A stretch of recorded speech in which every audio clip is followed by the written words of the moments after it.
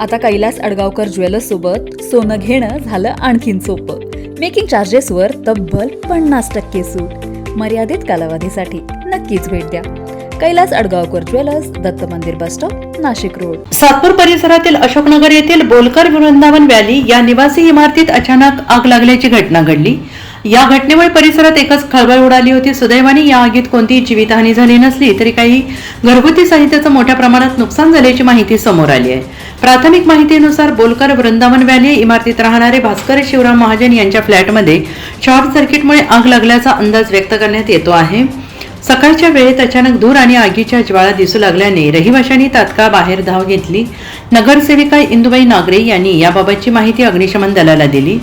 घटनास्थळी अग्निशमन दलाचे पथक तात्काळ दाखल झाले आणि त्यांनी तातडीनं परिस्थिती नियंत्रणात आणत आगीवर नियंत्रण मिळवले. यावेळी नगरसेवक विश्वास नागरे, समाधान देवरे, नगरसेविका माधुरी बोलकर आणि सामाजिक कार्यकर्ते गणेश बोलकर, सार्थक नागरे, रवी पालवे, ओम नागरे यांनी आज घटनास्थळाची पाहणी केली. या घटनेमुळे काही काळ परिसरात भीतीचं वातावरण निर्माण झालं.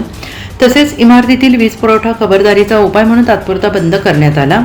दरम्यान या प्रकरणी अधिक तपास सुरू असून आग लागण्याचं नेमकं कारण शोधण्याचं काम संबंधित यंत्रणांकडून सुरू आहे.